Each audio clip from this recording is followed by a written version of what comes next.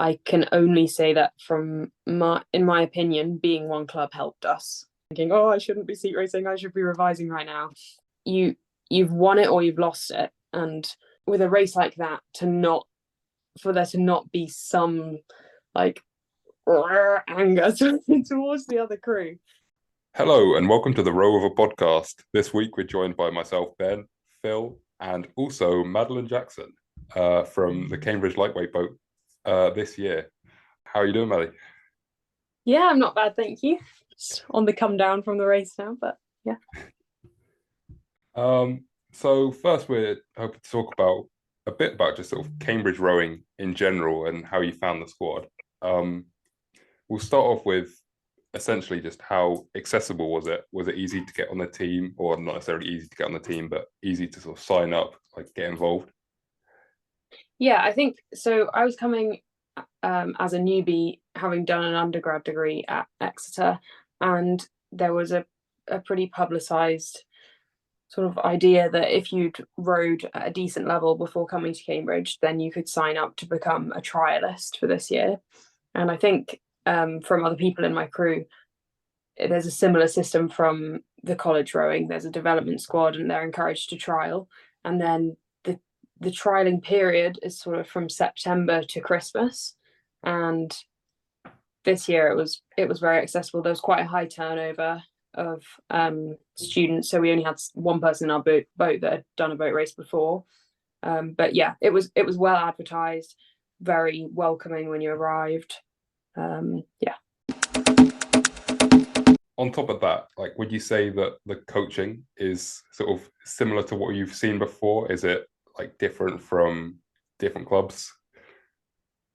Yeah, I think probably the two clubs I'd rowed at before, Walton and Exeter, were probably, well, they were both mainly volunteer coaches, very much part-time, and it was kind of a student-led club at Exeter and a volunteer-led club at Walton.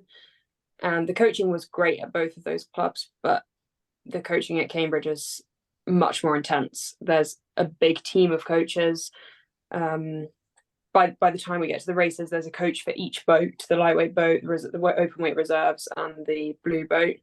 And yeah, there's a big team, including like nutritionists, physios, strength and conditioning coach, everything like that. And they're very, very on it. Yeah. Are you mixed in with the heavyweights as well then, or is it kept quite separate between you two? Yeah, we do all of our training with them.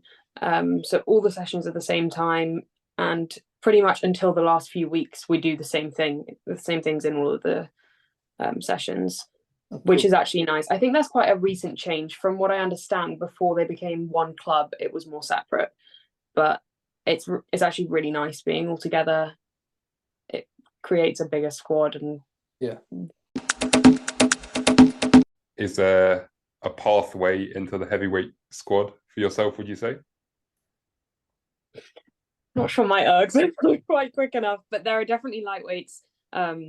Rosa, who stroked the lightweight 8 last year, she's in the blue boat this year. Matt Edge is a lightweight in the men's blue boat. There's definitely the opportunity there to sort of move from the lightweight to the open weight squad if you're quick enough. Yeah. Okay.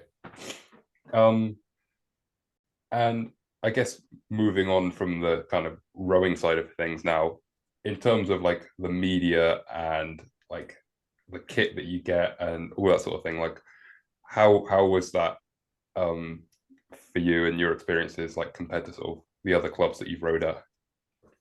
Yeah, that was probably the biggest difference, to be honest. I hadn't quite appreciated before I arrived that it's not just the media on the day of the race, but it's like the media partnership that runs from the beginning of the year all the way through. And there's a lot of complexity in like the sponsors and which sponsors need to be on which kit you should be wearing for which times. But there's a different media partner for the open weight race to the lightweight race. So the lightweight race, we have Norden doing our media, and he's great. Yeah, there's a lot of opportunities where they come down, take a lot of footage. Yeah, and the kind of constant feed of media throughout the year that builds up to the boat race, I think really helps it to be the big event that it is.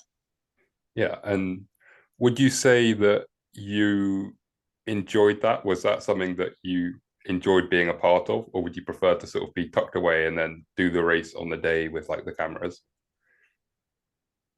I think at the start of the year, I found it a little bit not intimidating, but sort of felt like every time they were filming, everyone could then see what I was doing, if I was rowing badly, that sort of thing. But by the end of the year, I think all it does is bring more support to the race, and that can only be a positive. Yeah.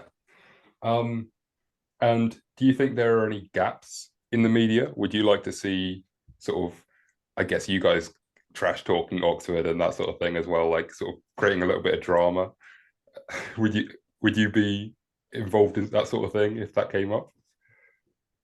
I think I think that sort of creates a good, that side of thing creates a good viewing for people that are not part of the race, but it stresses me out a bit. And I think, like, ultimately, the people that end up at Oxford and Cambridge realistically are often very similar people, and in another walk of life would probably all be friends.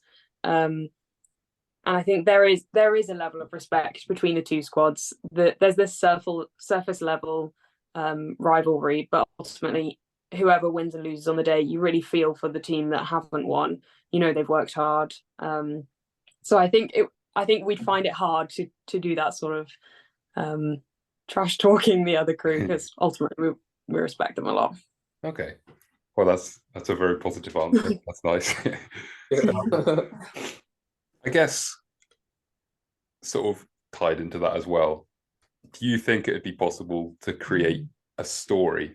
So I'm sure there's sort of things, but something I've been reading about recently is in order to sort of get a big following for a sport, you need to have an actual story behind it, because it's all well and good like racing on the day and everyone wants to know who the winner is, but it's quite nice to be able to follow what's going on. Do you think there was sort of a story that you guys followed? Yeah, I think there are definitely like highs and lows of the season, because the season is compact and a lot happens in a short space of time. And I think that potentially it would be nice if the media sort of were able to show the highs and lows, the seat racing, people being disappointed, the crew getting faster, that sort of thing. But then I guess it's a fine balance between whether people would appreciate their lows being publicized, that sort of thing.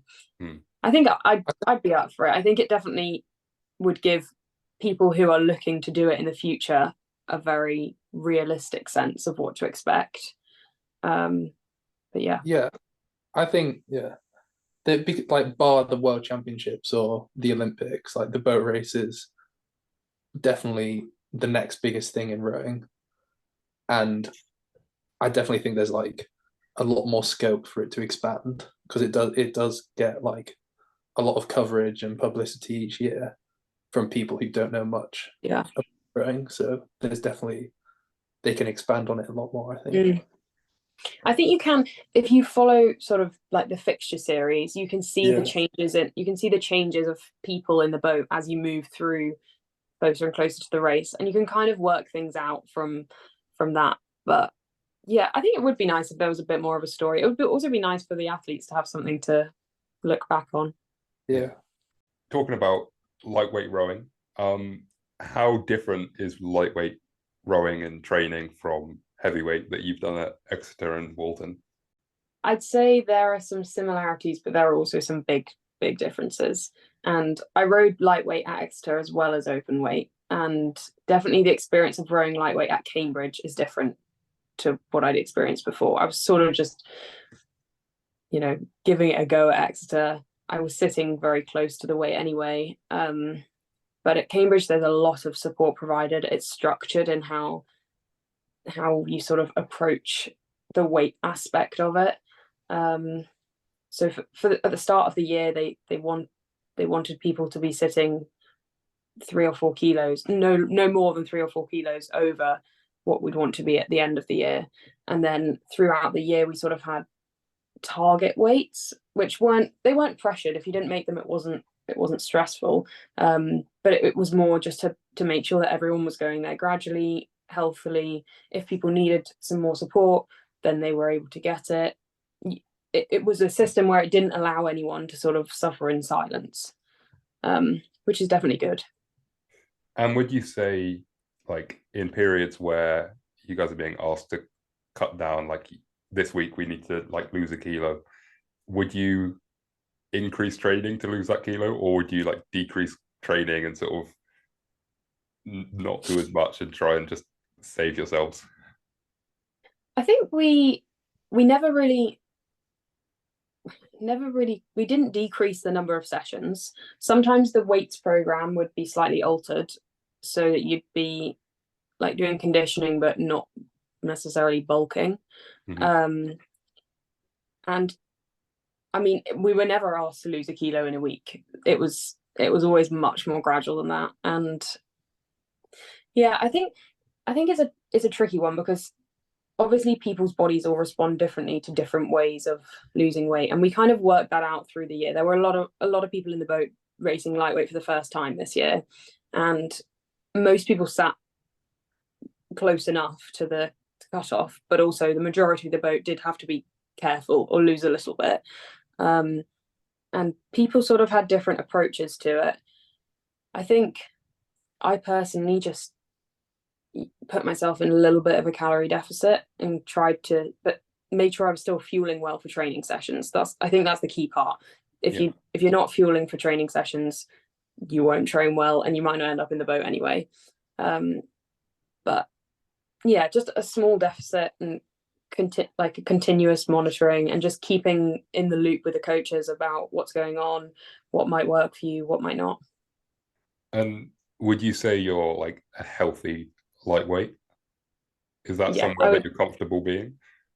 Yeah, I definitely, I wouldn't say I have to do anything extreme to be on the weight, and I probably sit maybe a kilo over naturally. So it's nothing too difficult. I feel healthy when I'm at weight. I don't feel like I'm struggling. And I think I think the coaches would discourage people from doing it if they were going to be in that sort of position. Encourage them to go for the open weight squad instead. Yeah. And I imagine that's a little bit easier at Cambridge with the sort of club system. I reckon so, because from what I understand, that, I mean, I could be completely wrong, but there was some thought that some of the Oxford lightweights this year were generally lighter than we were, and I wonder whether that's perhaps because they don't have the same flexibility to move into a different squad if they wanted to. Yeah. From my understanding, it seems like it's like very separate at Oxford.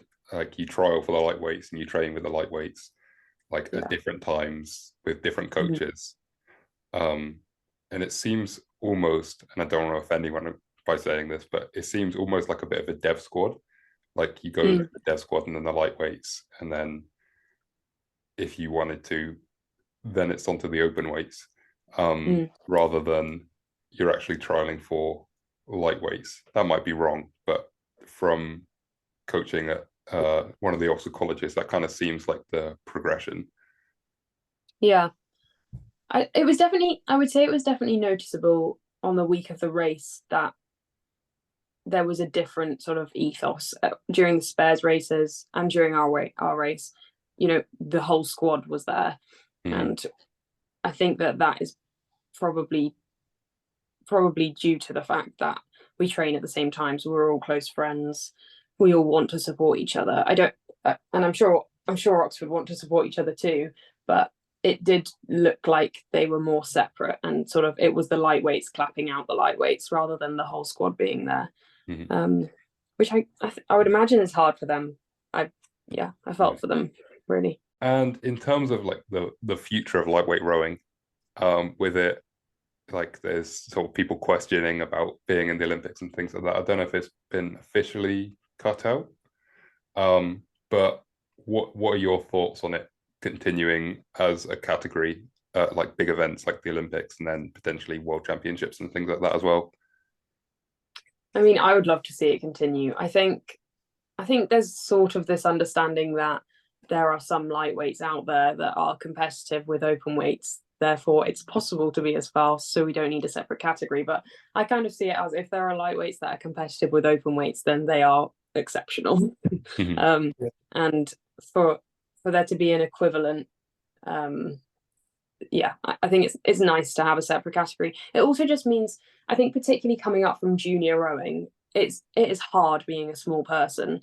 You get to sort of J18 and you just can't compete in the 2K races where you're racing people that are double your size.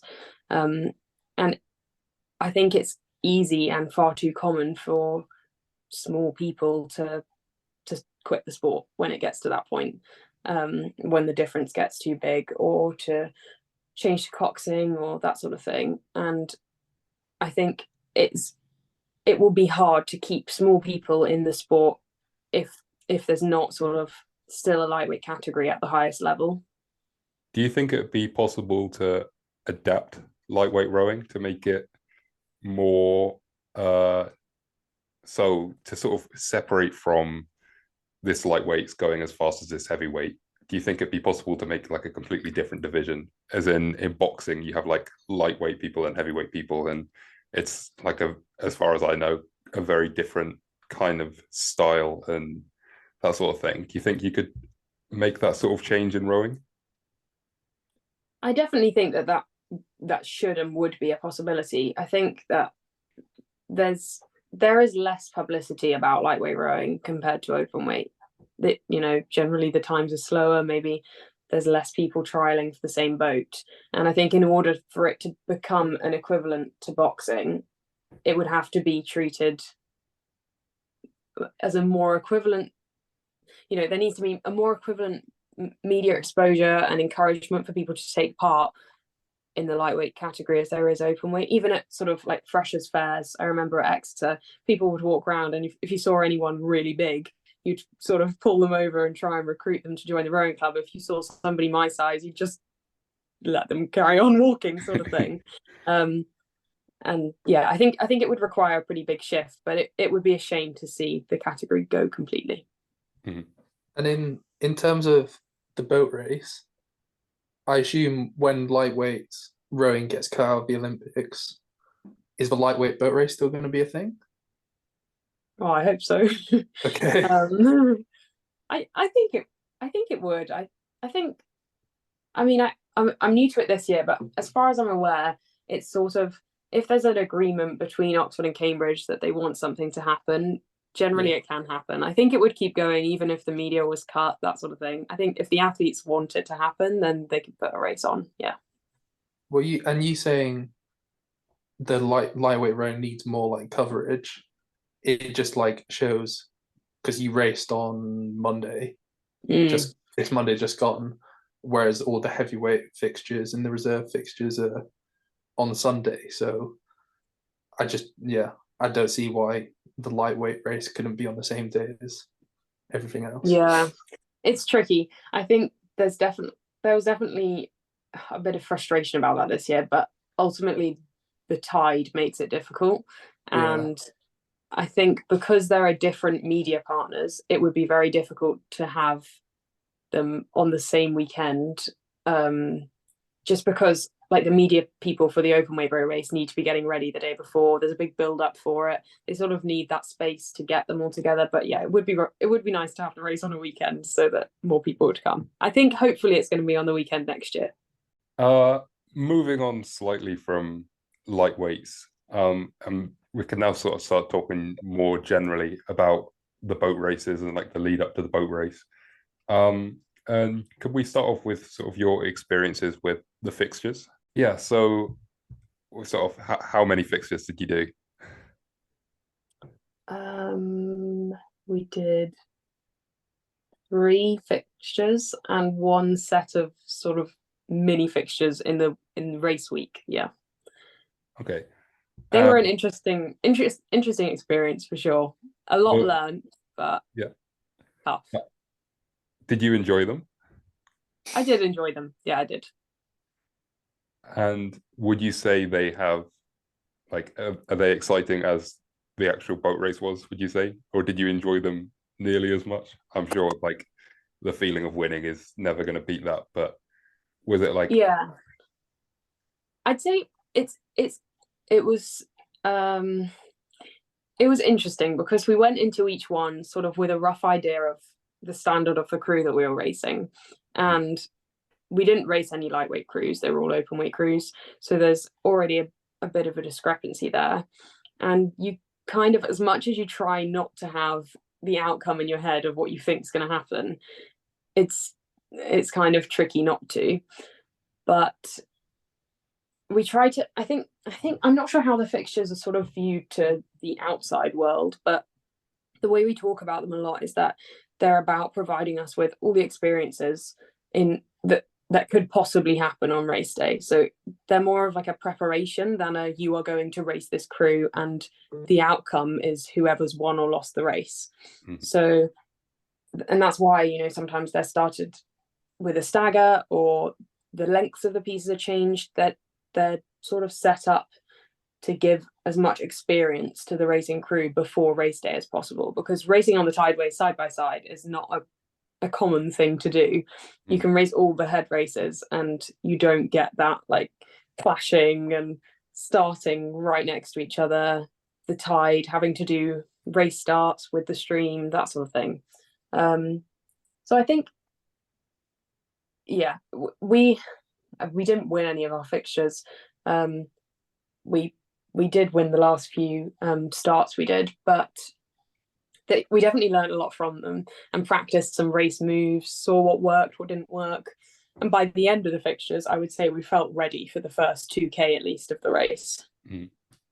And would you say that if like more matched races could be arranged, that would be more exciting and interesting for you, but also it could be made into more of a spectacle for an audience, sort of going back to the whole story aspect that we were talking about earlier?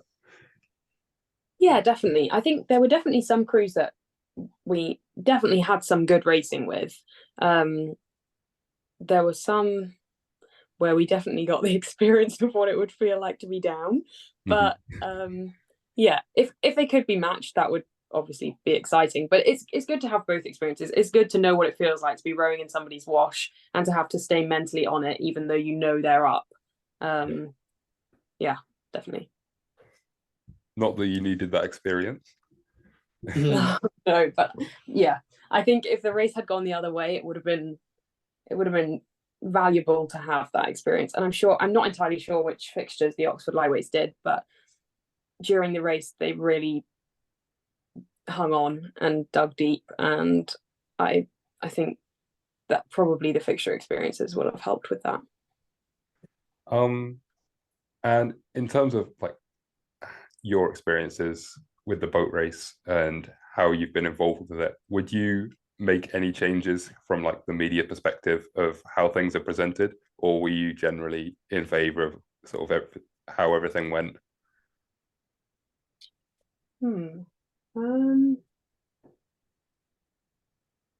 I would say that it is slightly complicated having different media partners for the lightweight and the open weight boat race, given that we're now one club. And sometimes it led to the squad maybe feeling slightly separated, which is never the goal. So yeah, but there are pros and cons to each. We absolutely love Norden. He's been great for us. But yeah, sometimes there being different days for different squads, and you know, the lightweights need to be ready for a media day on this day, the open weights need to be ready on this day. It sometimes makes it feel slightly disjointed, but I think that that's all part of the transition to one club. It's still a recent change, and I think as the years go on, that will get more polished. I'm not sure whether they'll ever be with the same media partner, but I think, yeah, that's the only thing. Other than that, I think it's great. I think the little interviews they do with us throughout the year, the fact that we get a chance to publicly thank the people that donate to the club, I think all of that's great. Yeah. I got a couple of people asking, non-rowers, basically. I was said, what would make the boat race more exciting and like interesting, and like what do you enjoy about it? And they said when crashes and things go wrong, basically. Mhm. What do you think have been the biggest like mishaps and crashes and things like that that people can go and look at from the past? Oh gosh, I'm not very good at. I'm not much of a rowing encyclopedia, but I think I think last year's women's open weight race, um, there was definitely some ballsy steering from Jasper.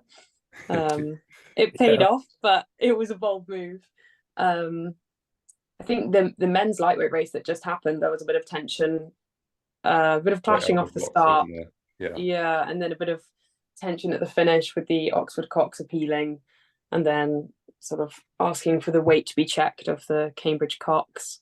Um, so yeah, that might be a good one to watch. But I guess it's their job. I guess, from the Oxford crew's perspective, with their Cox asking those questions, they can have full trust that he's done everything he possibly can to make the race as fair as he can. Yeah.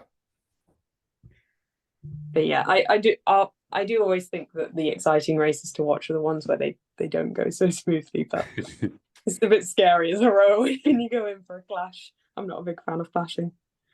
Yeah, especially as from your point of view, you don't want anything to go wrong. Like Yeah. it was, yeah, the men's heavyweight boat race in 2012 was when Oxford they clashed and then Oxford broke a blade and then someone passed out at the finish. Yeah. And And the Yeah. swimmer was just in the river in yeah, the middle of the the race. Switzer, yeah. Yeah, that is just not ideal. But I guess, we talk about clashing quite a lot, to be honest. And we have a lot of what if chats, and you kind of talk through, if this was to happen, what would you do with the situation? And we talk about trying to win the clash if there is a clash, and often that's about how you come out of it once the clash is finished, how you make a step back on. But I'm always scared that the blade's going to break or I'm going to hurt someone, that sort of thing. yeah, I guess from your point of view as well, on Monday it all went well. Like, so I was watching from Hammersmith, and when I saw you, you were like a couple of lengths up. So it's at that point were you like, oh, just don't mess up, don't do anything stupid, and Do you know, it were you sounds feel, silly. People have yeah, been asking me this, but genuinely, I think my distance perception is really poor because I thought that they were right on us until right. Barnesbury. Um, and I know I wasn't the only one that thought that in the crew. I mean, I guess it's better to think that way around than the other way. But yeah, it no is the answer to that. I didn't start thinking I've just got to not make a mistake. It still very much felt like the outcome of the race was not decided. I would say when we went through Barnesbridge, maybe I started to feel a little more, okay, now we just need to mess up. And if we don't mess up, we actually might have won this. But at Hammersmith, no, it felt like there was still a long way to go and anything could happen.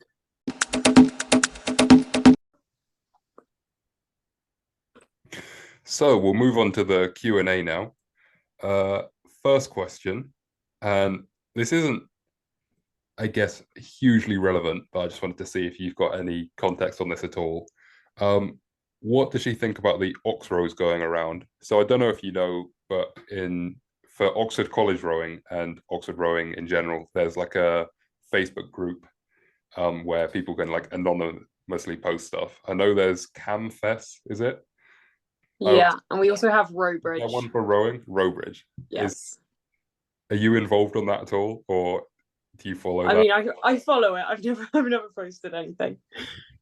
On the Oxford one at the moment, there's a lot of talk about the lightweights racing and how the coaching at Oxford is terrible and how the crews need to be like brought together as one. Um, and basically, loads of people essentially aren't supporting Oxford and they're like feeling let down by them. Uh, I guess they're asking what your opinion on that sort of thing would be. Hmm. I think, I think it's tricky. I think if it was as simple as you'll get better results if you become one club, then they probably have already done it. Mm-hmm. I think there are a lot of complications to it that I still don't fully understand. And a lot of it comes from the boat race being like an independent entity from Oxford and Cambridge. So the boat race have a lot of control over everything that the open weight squads do, really. I I would say it was noticeable at the race that they weren't one club and we were, and I can only say that in my opinion, being one club helped us. Mm-hmm. It gives you the boost you need when you're boating, when you're coming under the bridge and you can just hear Cambridge because there's just more people there. It helps. Without understanding the complexities of it, it's hard to comment, and probably those sorts of comments aren't making the athletes feel wonderful. I would say it's important for people to keep in context that a lot of training has gone into it, and yeah, I think a loss is hard, and you really need the people around you to pick you up and support you when it happens. So maybe those are conversations to be had a little bit later on down the line when people have had a chance to process things. Yeah. How have you found balancing your degree with rowing? I've never not rowed since I was about 13. So I sometimes struggle to picture what it would be like without it. But it's certainly an intense program at Cambridge, and it's intense because the season is short before the race and there's a lot to pack in. I think during Michaelmas term, I was finding it tough. There are early wake ups. You're waking up at 4:45 and you're in lectures until 5. Then you've got training again, and I have supervisions most evenings, like 8 till 10 p.m. So you're on the go all the time. But I think I would be less productive without rowing. Yeah, I'm not sure I'd be. It's very easy when you're sort of in a hard training block to think, oh God, if I wasn't rowing, then I'd be doing so much better in my degree. But I think genuinely, when I look back, I'm not sure I would. I think it makes me productive. It makes me kind of more efficient with my time. I can't spend hours and hours on an essay because I don't have hours and hours. So what I do needs to be good work. And then I can go to training and kind of switch off from the medicine stuff and have a good time with my friends. And this wasn't part of the original question, but would you say that that's different at Exeter and Cambridge? The intensity of the training is definitely different. The training is much more intense at Cambridge. There's a higher volume, the expectation is higher. But I would also say there's a lot more support in place.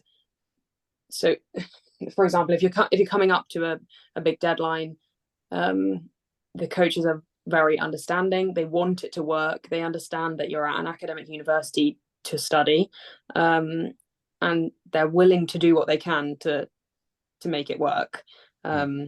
I know there was a case this year where we really needed to do some seat racing. It had been sort of postponed a bit because of a few injuries, and I had an exam the day after the seat racing that I was really stressed about. And in all honesty, I probably wouldn't have spent the day revising, but in my head, I was just thinking, oh, I shouldn't be seat racing. I should be revising right now. And the coaches were really good at getting the seat racing done early, getting my swaps done quickly, and then giving me the rest of the afternoon to just go and revise. So yeah, I think I kind of came into it saying if I did a boat race and won one, then I'd stop and focus on my medical studies. But yeah, no, I'm going to carry on if I can. And yeah, that leads on to the next question.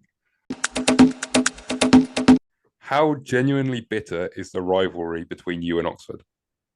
I'm still struggling to work it out, if I'm completely honest.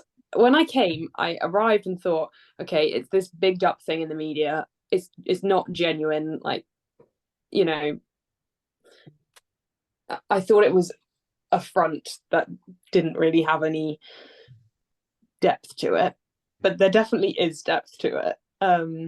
Yeah. And I think it doesn't come from a place of like, I think our team would never want them to do badly, and I'm sure they would never want us to do badly.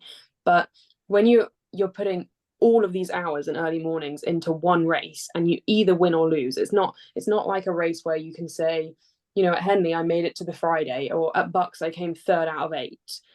You've won it or you've lost it, and I think it is hard with a race like that for there to not be some like anger towards the other crew.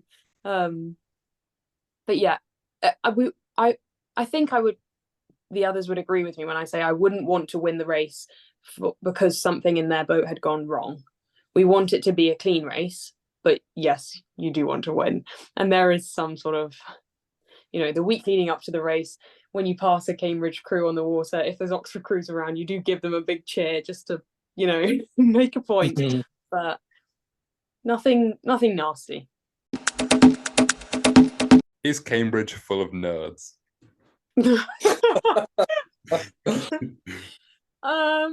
Yes, I think so. I think maybe your judgment scale of nerdiness gets a little bit in a place like that for quite a long time, because within our squad there are definitely people that are more nerdy than others, but then you sometimes have to take a step back and think, actually we're all nerds. So yes. Would Maddy rather row 6.7k or walk 67k? I think there's a bit of context behind this one. Row. I think, yeah, we 4 of us from the crew, Sam the Cox, and then 3 of the rowers. 2 days after the race, we decided we would start at Putney Bridge and walk to Henley. And at 67 kilometers in, we were struggling. It was the middle of the night, probably about 4 a.m. I felt sick. Beth's knee was double the size of the other one. Lauren had an allergic reaction in her eye. It was just not going well. Oh. I would say in 6.7k rowing, I would definitely choose that option.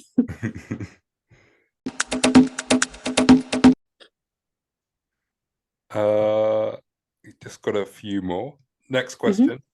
Do you prefer lightweight or heavyweight rowing?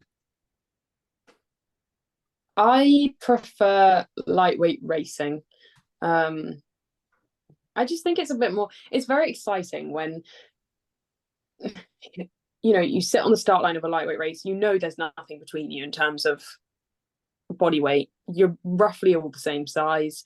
And I think it means that there's an opportunity for a race to be won or lost based on things that are controllable.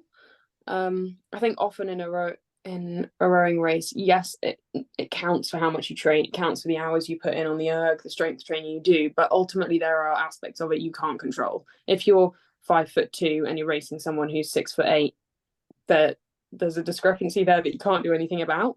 Whereas I think with lightweight racing, it's a lot more, the outcome is a lot more about things that you can control, and I think that's exciting, and it means that it kind of makes it easy to motivate yourself when you're training, because you know that the things you put in are going to make a difference to the outcome.